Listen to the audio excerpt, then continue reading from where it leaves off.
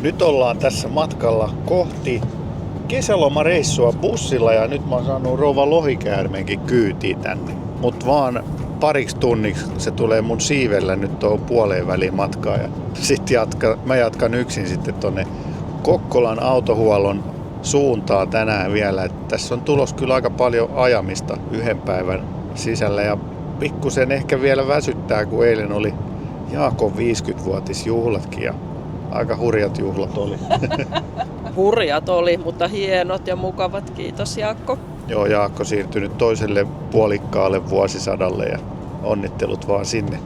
Mutta tänään on Heinola, Jämsä, Kokkola, semmonen legi tässä on tarkoitus mennä ja sitten Kokkolassa yöpyä Kokkolan leirintäalueella bussissa tietenkin. Tämä on nyt taas tällainen neitsyt matka bussille. Nyt on taas vähän parannettu versio. Nyt on aurinkopaneeli katolla. Sitten on toi Segwayn akkupaketti tuolla sängyn alla. Että sähköä pitäisi riittää kyllä puhelinten ja kameroiden lataamiseen ihan hyvin. Katsotaan nyt sitten. Tää on vähän samalla tämmöistä testiä, että mitä sit voisi vielä parantaa ennen kuin sitten varsinaisesti laitan ton takakontin, maalaan ne osat ja laitan ne sitten viimeisen kerran kiinni ja laitan eristeet sinne. Tää on nyt vielä tällaista hiomista ja testailua. Paras kun kokeilee aina vähän, että miten nyt vaikka ne verkkotaskut toimii ja missä olisi hyvä olla pöytä ja valot ja semmoista, niin voihan niitä arvailla tietysti tuossa kylmiltäänkin, mutta ehkä tämmöinen testaaminen on kuitenkin paras tapa. Vaikka nyt vähän viekin aikaa, mutta hevosen selässä olla kuin bussin selässä. Niin, että onhan sulla lakanatkin nyt tuolla. Ei pelkästään näitä sähköhärpäkkeitä. Niin, uudet on lakanat ostettu Ikeasta, on ihan sävysävyä. Kyllä, mustavalkoiset. Siellä olisi ollut semmoinen söpö mustavalkoinen pandakin, mutta ei ottanut sitä. Ei voi ottaa, se on lisää painoa, niin ei voi ottaa liikaa painoa tulee kyytiin. Mutta jatketaan tästä matkan tekoa.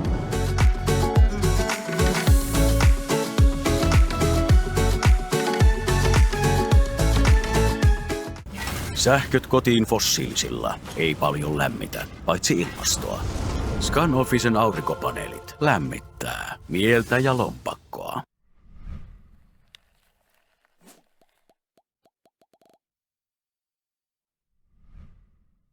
Vakuutukset kesäautoille, käyttöautoille, lapsille, kodille ja kaikille muulle tärkeälle osoitteesta pohjantähti.fi/Keski-Suomi.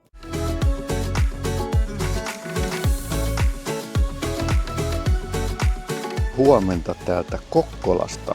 Nyt mä oon täällä pikkusen taas retkeilemässä bussin kanssa ja ajattelin nyt sit samalla reissulla kertoa teille 18 000 ja puolen vuoden, no melkein puolen vuoden, olisiko 5 kuukautta, niin ollut tää auto nyt. Eli ID Bus Cargo-kokemuksia. Ja samalla nyt sit kerron vähän tätä, miltä täällä tuntuu nyt retkeillä. Tää on näitä ensimmäisiä retkeilyreissujakin tällä. Nyt ollaan siis täällä Kokkolassa paikallisella leirintäalueella ja täällä on ollut aika rauhallinen yö, että on ollut aika mukava rauhallista ja täällä mä oon saanut bussille tällaisen hyvän spotin. Katsotaan vähän millainen paikka tää on. Ihan kiva tommonen laatotettu alue, niin kun joutuu kuitenkin aika paljon tässä ulkona sit seisoskelemaan ja vaihtaa vaatteita, niin pysyy sitten sukat ja jalat vähän puhtaampana, kun on sitten laatotettu lattia.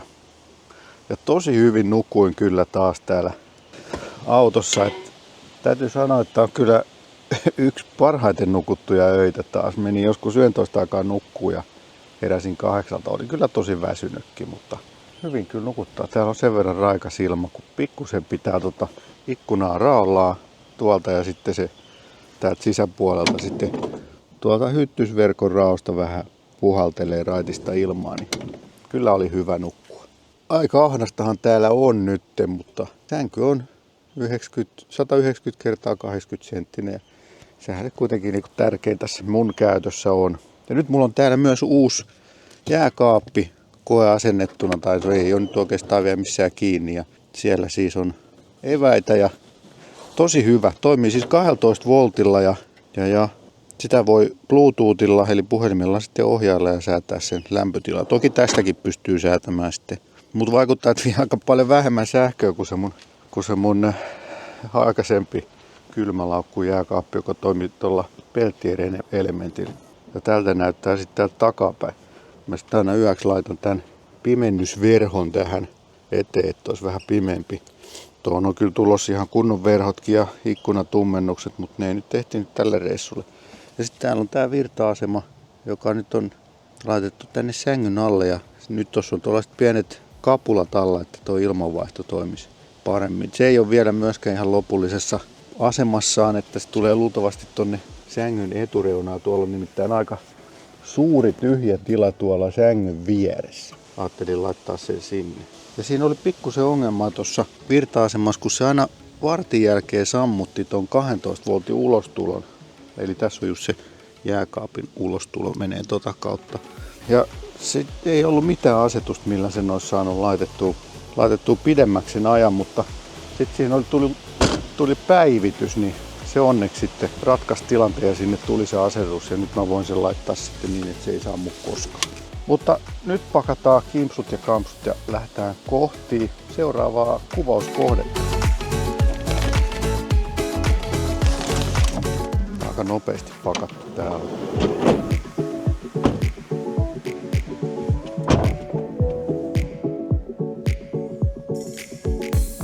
Niin, tää leirintäalueen maksu taisi olla 35 €.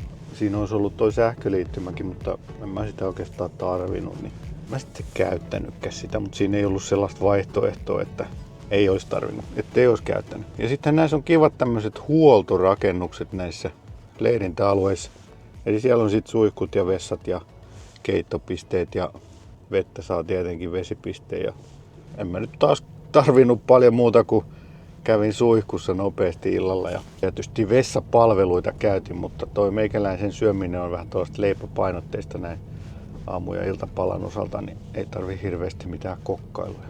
On tää ihan hauska nähdä vähän sitten, että minkälaisia kalustoilla muut on täällä liikenteessä. Kyllähän täällä tietysti suurin osa on ihan tuollaista matkailuautoa ja matkailuvaunua, mutta on täällä sitten jotain vanhempiakin aina välillä liikkeellä, jollain tuossa oli LT35 volkkari tehty retkeilyautoksi. Minigolfi on vissiin joka leirintäalueella tällainen vakiovaruste, mikä pitää olla.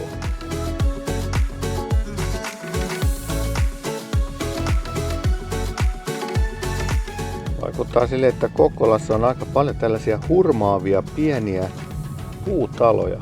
Ja joku sentään ajaa Polestaarillakin täällä. Aika kivan näköisiä tällaisia vanhoja puutaloja paljon.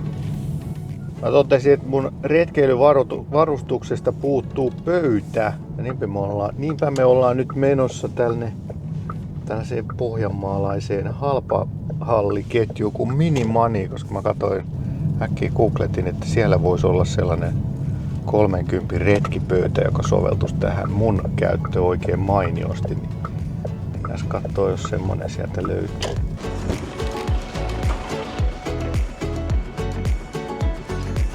Joo, Minimani olikin, ei voi puhua ihan halpahalliketjusta, koska tämähän oli ihan täys tavaratalo.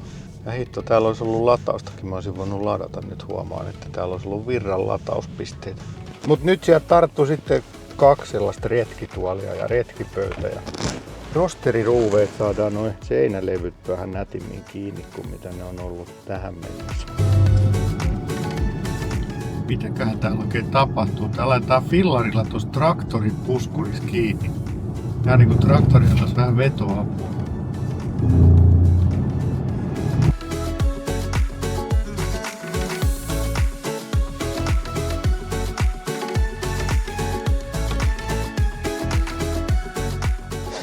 No niin, nyt ollaan täällä Lapuan K-supermarketin pihassa ja yritän tässä sitten saada K-latausta toimii, niin eihän tää saattu. Siis jumalauta mitä taas tää. Kun en oo käyttänyt pitkään aikaa, niin pitää kirjautua. No okei, mä kirjaudun mun sähköpostiosoitteella ja se lähettää mulle kertakäyttöisen salasanan sähköpostiin. Ja kun mä syötän sen salasanan koodin sinne, niin sit se kaatuu se sovellus. Voi jumala, että on niinku helmi. Tämän takia en yleensä koskaan käytä tätä K-latausta, jos se on ihan pakko. Kerran vielä. Tää on nyt 4. kerta, kun mä yritän tätä. Ihan täyttä No niin, nyt on salasana vaihdettu. Katsotaan nyt onnistuuko tämä. Tähän menee nyt niinku 10 minuuttia tähän aloittamiseen. No niin, nyt. No niin, tossa on tollanen numero. 48, se on toi. Eihän tässä onneksi mitään näyttöä ole kuitenkaan tässä pömpelissä. Se on nyt sitten tämän sovelluksen varassa tää homma vaan. Kestää. Ei tästä tulla nyt. No nyt siellä alkoi kilowatit liikkua. On kyllä aika aneeminen tää sovelluskin. Ei mitään ennustetta tulevasta. Ei näy tehoja paljon sinne menee nyt. Tää on niinku ehkä surkein sovellus mitä mä oon käyttänyt. Onneksi ei tarvi kovin usein käyttää näitä. Mutta onneksi K-latauskin on ja K-auto on siirtymässä Kempovereihin, niin ei tarvitse tapella tällaista. En sano sitä sanoa latureiden kanssa. Mut nyt tässä siis kyllä tulee ihan hyvällä teholla loppuun asti, eli se meni siihen johonkin 80, siinä se pysyy aika pitkään. Ja vielä täällä yli 90, lähes 100 tulee 39 kilowattia. Ihan sillä reipasta meininkiä. Katsotaan nyt paljon tää lataus on sitten kestänyt. Aika monta painallusta pitää tehdä. 43 minuuttia on nyt kestänyt täällä lataus, eli aika lailla sitten 100%. Melkein nollassa, se ei se nyt nollassa ollut, mutta ehkä joku muutama prosentti oli kun aloitettiin. Eli 69 kilowattituntia, melkein 60 tai 70 jo ladattu. Sitten lopetetaan lataus ja jatketaan matkaa sitten akkutohtorin luokse tonne, onko se nyt Seinäjoen ammattikorkeakouluun. Katsotaan mitä akkutohtorilla on tällä kertaa luennoitavaa. Vai saatiinko me kesäehdot?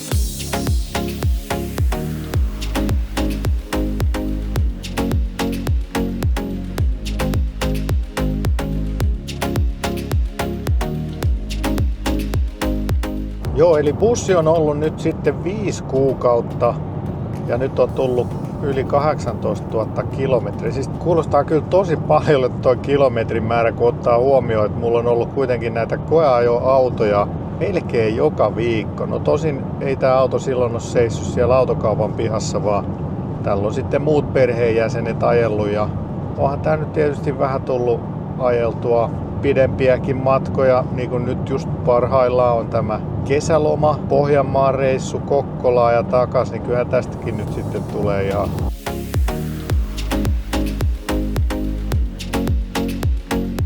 niin ulkonäköä on koittanut vähän parannella sitten näillä seikkailumuoveilla ja kattotelineillä. Kattotelineillä nyt tietysti on myöskin toiminnallinen varuste, koska se aurinkopaneeli on nyt laitettu sinne katolle ja sieltä menee sitten sähköä tuollaiseen erilliseen 3 kilowattitunnin Segway Cube virta-asemaan. Ja tää oli sen takia, että mä en halunnut nyt enkä tietenkään pystynytkään tähän auton akkua nyt käyttämään mitenkään tähän retkeilyyn. Siis mulla on tuolla autossa 300 wattin pistorasia, mutta kun se pirulainen toimii vaan silloin kun ajetaan tai 30 minuuttia kerrallaan ja Volkswagen ei ole halunnut, että sitä käytettäisiin tällaiseen retkeilytarkoitukseen. Niin, ja se varmaan menee myöskin sen 12 voltin akun kautta jotenkin, että se ei tietenkään suoraan sieltä korkeajänniteakusta ota sitä virtaa, niin senkin takia voi olla parempi, että se on vaan 30 minuuttia kerrallaan, ei sitten ole 12 voltin akku kohta tyhjänä.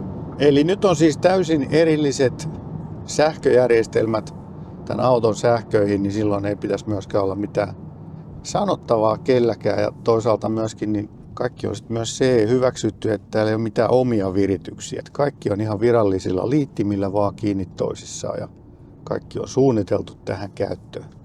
Mutta joo, niiden kitkarenkaiden kanssa oli silloin talvella vähän ongelmia, että ei kyllä pito oikein ollut. Että katsotaan sitten mitä ensi talvena tehdään niiden kanssa.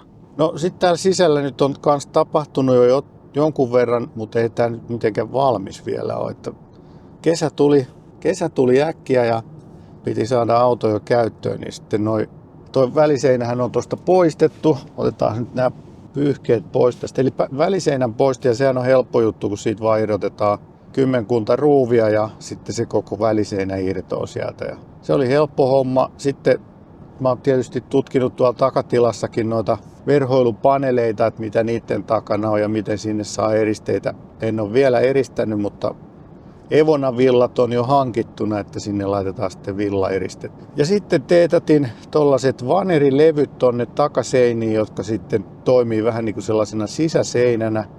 Ja myöskin sen ulkoseinän ja sen sisäseinän väliin jää sitten sellaista säilytystilaa, joka on vähän niin kuin myös siinä mielessä funktionaalinen, että sitten kun se on laitettu täyteen vaatteita tai jotain muuta, niin sehän toimii sitten myös lisäeristeenä.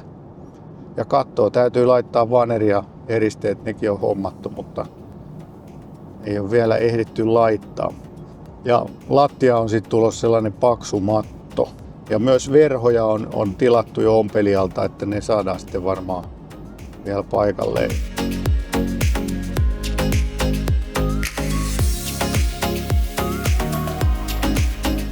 Ja nyt ollaan itse asiassa tulossa seuraavaan yöpymiskohteeseen, joka on tällainen hyvin kliseinen paikka, nimittäin Tuurin kyläkauppaa. Ja ihan hirveästi niin kuin lähtökohtaisesti olen innostunut tällaisista isoista leirintäalueista. Ja varsinkin tämä nyt, kun täällä ei ole varsinaisesti sellaisia luonnonarvoja mitenkään lähistöllä, mutta ajattelin, että ihan kivahan tämä nyt on käydä kuitenkin tutkimassa, että millaista sitten täällä on.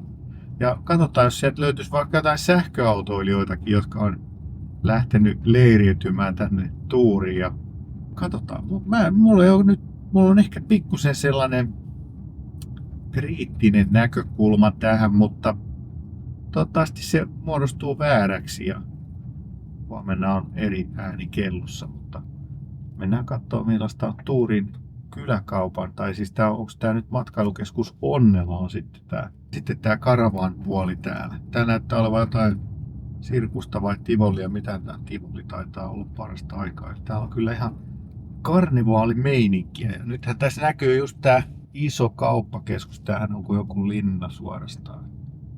Tuolla näkyy ainakin paljon matkailuauto, mutta toi ei kyllä varmaan se. Miljoona Tivoli on täällä paikan päällä, joo.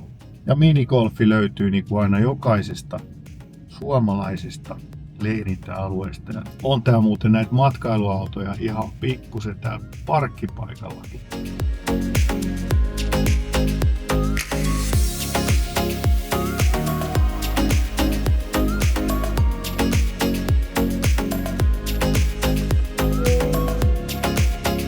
No niin, nyt on saatu liput ja laput ja 20 yö. No, tää on selvästi halvin. Se oli 35 € tuo edellisyö siellä Kokkolassa ja 20. Nyt pitäisi löytää vielä se paikka 140. Tää on tällaisia polkuautojakin, jos haluaa. Tää varmaan aika iso tää alue, täällä joutuu aika. Ja saunakin löytyy, niin päästään saunaan tänään. Se on hienoa.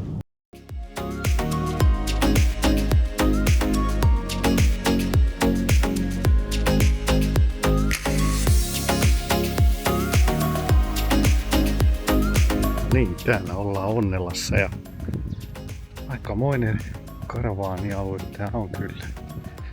En ole näin iso leirintäalueella aikaisemmin ollut. Tosi siistiä. Kaikilla on asfalttipaikat ja hyvä grillituoksu koko ajan täällä.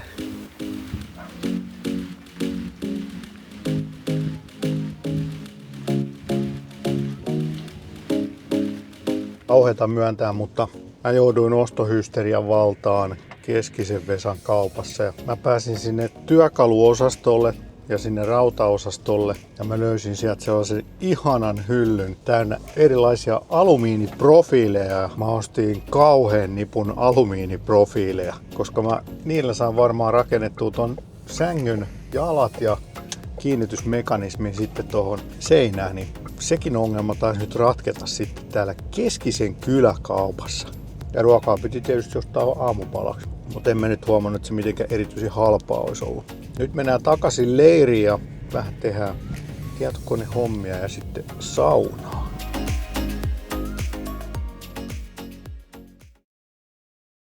No niin, huomenta.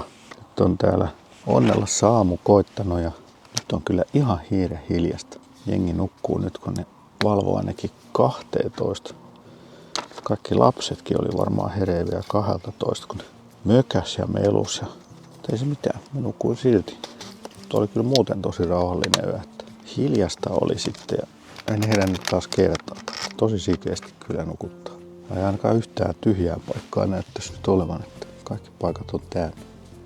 Tästä sitten matka jatkuu kotia kohti. Tästä on vielä aika monta tuntia, varmaan 4 tunnin ajomatka.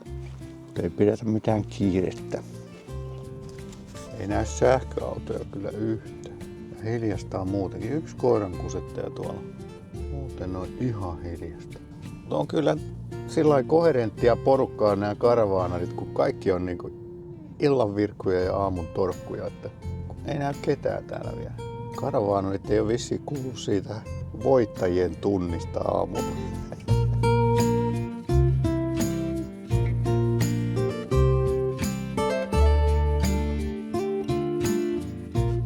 On kyllä sillä ollut huoletonta ajoa, että ei ole ollut mitään sellaista ajoa pysäyttävää vikaa, jos ei nyt niitä jumiintumisia renkaiden ja talven takia ole lasketa, niin kyllä muuten on mennyt tosi hyvin. Et melkein voi sanoa, että mulla on joka autossa ollut jotain pientä sanottavaa tässä ensimmäisen 10 000 kilometrin aikana ja sitä on sitten ehkä käytetty korjaamassa, mutta tässä ei ollut mitään sellaisia. No siis tässä on kyllä näitä softabugeja. Ensinnäkin tämä käyttöliittymä on ihan todella hidas. Varsinkin nyt mä käytän aika paljon Android-autoa. Se käynnistyy tietysti aika hitaasti. Mutta sitten myöskin, että joskus menee tuohon autovalikkoon, että näkisi kulutuslukemat, niin sehän kestää sitten monta sekuntia. Varmaan 15 sekuntia välillä, kun se latautuu. Hakee niitä tietoja jostain. Ja sitten on ollut tämä hätäpuhelinongelma, eli tietyissä paikoissa Vantaalla, ja varmaan jossain muuallakin, niin ilmeisesti ei ole enää 3G-verkkoa, ja tämä auto käyttää 3G-verkkoa jossain kohtia. Sitten kun se hukkaa sen yhteyden, niin sitten se sanoo, että riittävän kauan se yhteys on pois, niin sitten se sanoo, että hätäpuhelutoiminto ei ole käytettävissä. Hakeudu korjaamolle.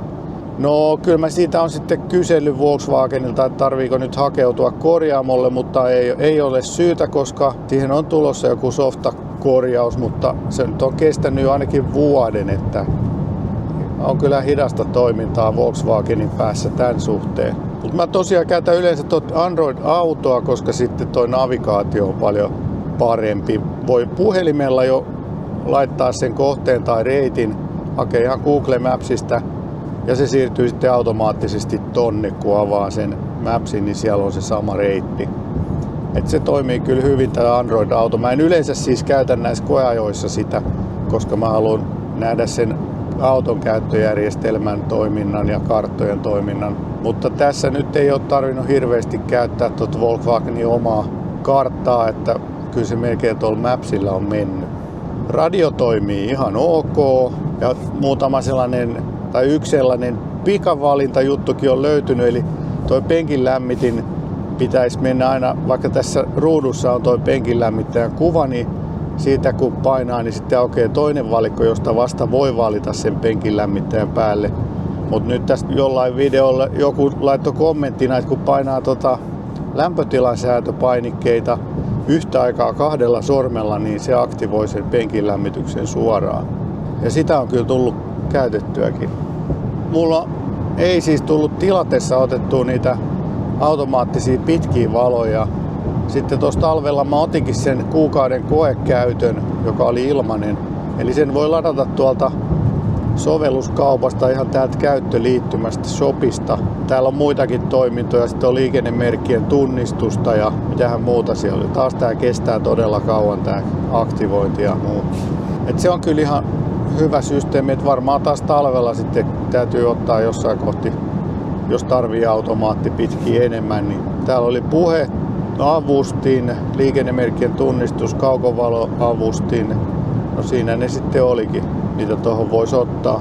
Mutta joo, kyllä sillä lailla pikkusen harmittaa, että mä ajattelin, että vaikka tää nyt on 24 mallia tai vuosimallia, niin että tässä olisi ollut se uudempi käyttöjärjestelmä ja isompi näyttö, mutta näinhän ei ollut. Että se tulee nyt vasta sitten uudempiin, varmaan 25 mallia tai 25 toimitettavia autoja.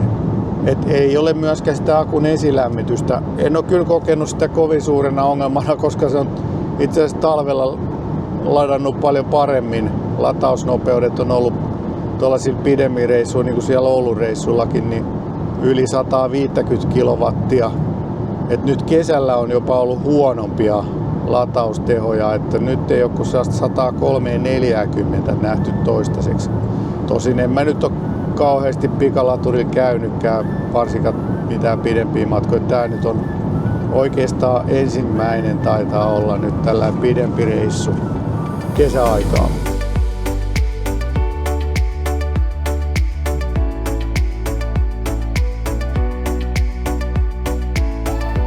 Sitten ehkä ajettavuudesta, niin mä tykkään kyllä tästä. Ohjaustuntuma on niin pakettiautoksi hyvä ja kuitenkin mulla on nyt aika korkeaprofiiliset renkaat 18 tuuman vanteilla, niin se ei ole mitenkään optimaalinen. Mutta tää on niin ihan riittävän hyvä pakettiauto. Eikä ole niin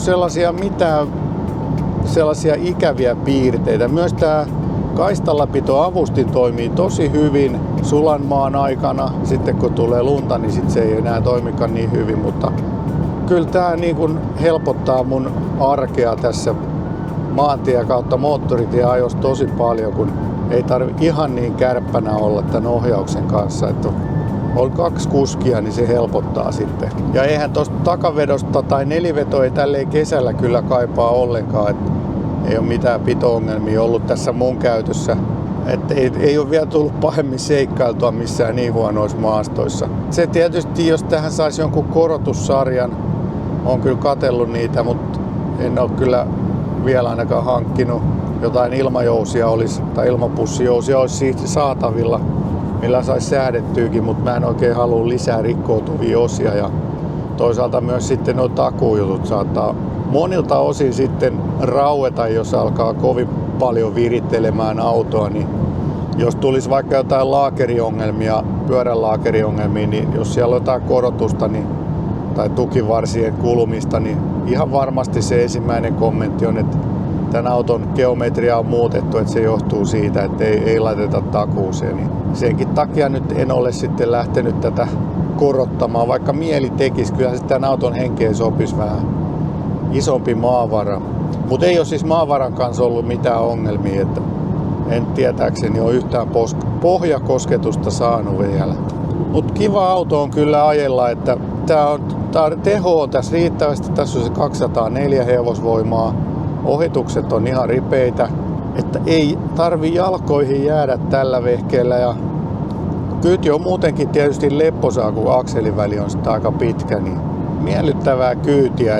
Ja vielä kun tämä näkyvyys on näin hyvä ja kulku tänne autoon on helppoa, niin tämä on kyllä meikäläisen elämäntilanteeseen niin aivan niin kuin loistava auto. Et edelleen oikeastaan ainut on se neliveto, mitä sitten talvella kaipaisi. Ja tietysti nyt saisi sitä pidempää versioa tilattua varmaankin jo henkilöautona, mutta mä en tiedä oikein, että kannattaako musta henkilöautoa hankkia. Kuitenkin siitä ehkä sitten muuttaisin pakettiauton, niin sitten ne muutama penkki täytyisi sieltä poistaa. Siinä olisi tietysti se hyvä puoli, että siitä voisi saada nelipaikkaisen pakettiauton poistamalla ne muut penkit sieltä. Ja sitten saisi paremmat etupenkit, että siihen saisi sitten ne sähköisesti säädettävät, ne ihanat hierovat penkit, mitä sitten näihin pakettiautoihin ei ainakaan vielä saanut. Ai niin, yksi juttu muuten, tämä vakionopeussäätimen hipaisukytki, niin tämä on yksi sellainen juttu kyllä, mikä toimii todella huonosti. Eli tähän toimii niin, että tätä plussaa ja miinusta kun hipasee, siis painaltaa yhden kerran ylös tai alas, niin silloin se nostaa 1 kilometrin tai laskee 1 kilometrin nopeutta. Mutta sitten jos sitä painaa sillä pikkusenkin, mä en oikein tiedä mikä siinä on, mutta välillä se heittää sen 10 kilometriä kerrallaan, mikä on taas tämän liukuominaisuuden. Eli kun swipaa sitä ylös tai alas, niin silloin se tekee sen 10 kilsaa. Mutta kun mä en ole keksinyt, että välillä se, vaikka mä yritän painaa, niin silti se niinku luulee swipeaukseksi. Että toi on niinku ehkä tässä käyttöliittymässä se yksi pieni huonoin piirre, että toi toimii todella huonosti. Muuten nämä toimii, mulla ei ole muuten ollut näiden hipaisukytkimien kanssa ongelmaa, mutta toi yksi ainut toimii. Muuten volumet ja kaikki, niin ihan hyvä. Ei mitään ongelmaa. Et vois kuvitella, että totakin saa softalla kyllä sitten korjattua, että se ei olisi niin herkkä tai paremmin erottelisi sen painalluksen ja swipeauksen.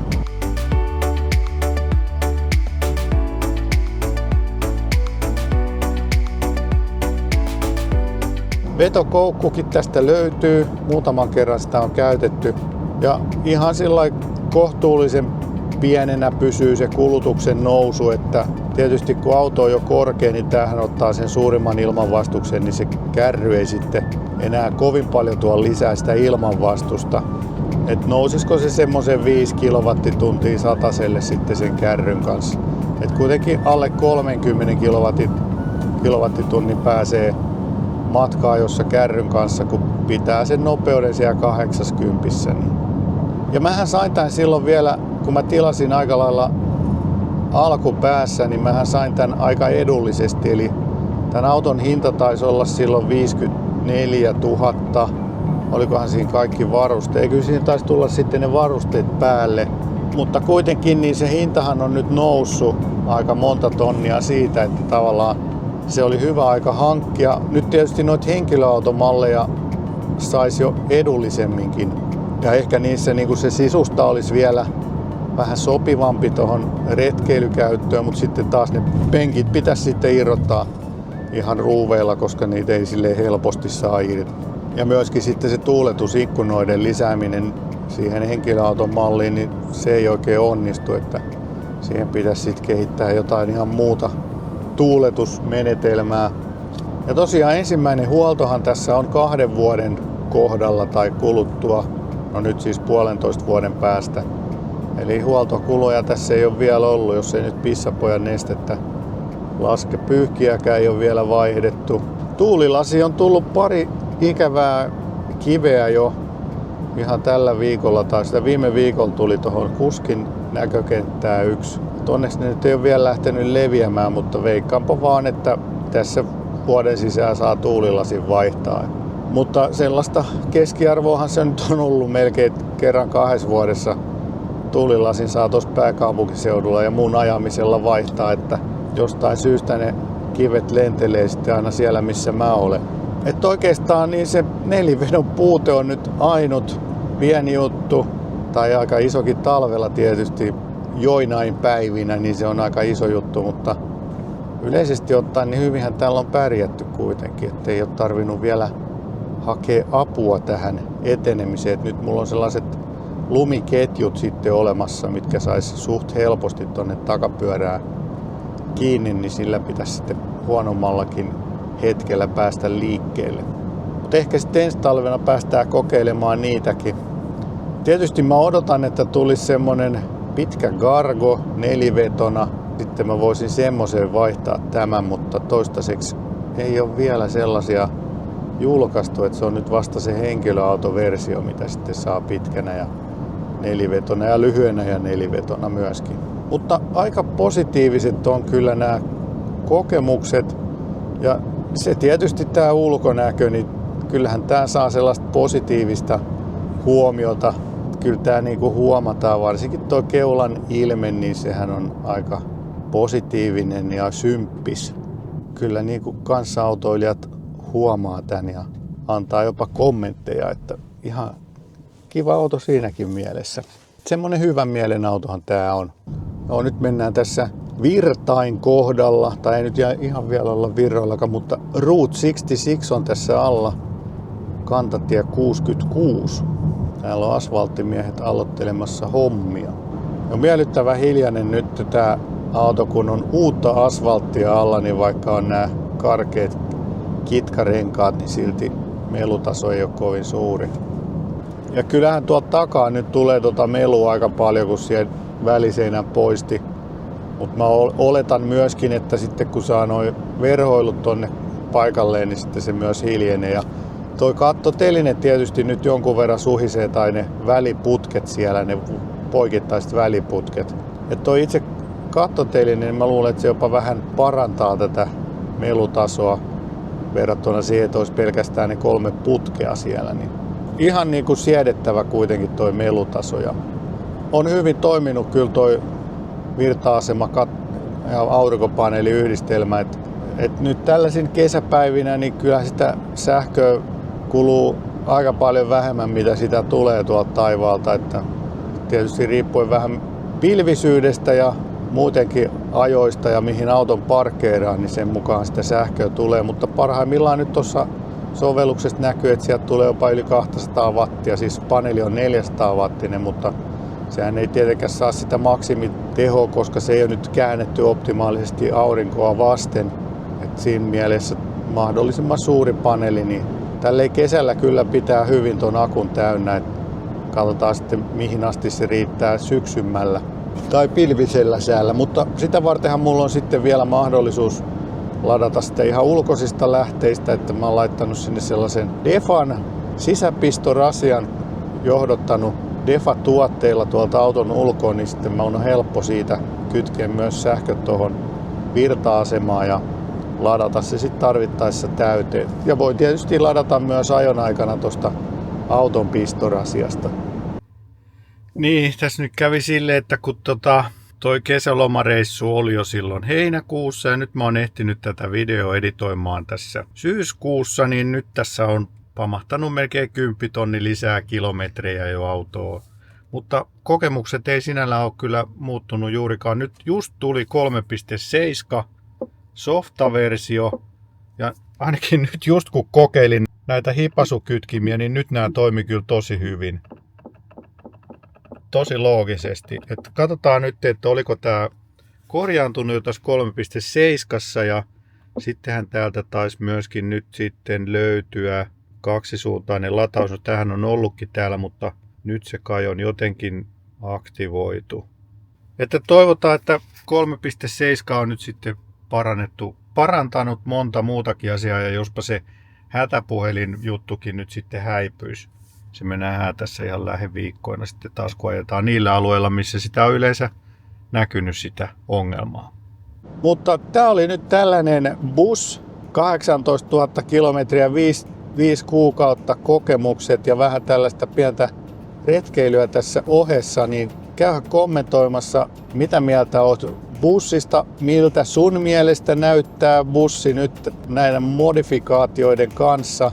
Ja itse asiassa nyt voitaisiin katsoa vielä, miltä se näyttää nyt näiden teippausten kanssa, koska Sami-teippi on nyt sitten laittanut nämä teipit tähän auton kylkiin sillä aikaa, kun mä olin käymässä tuolla Lontoossa, niin sillä aikaa on laitettu vähän teippauksia tähän.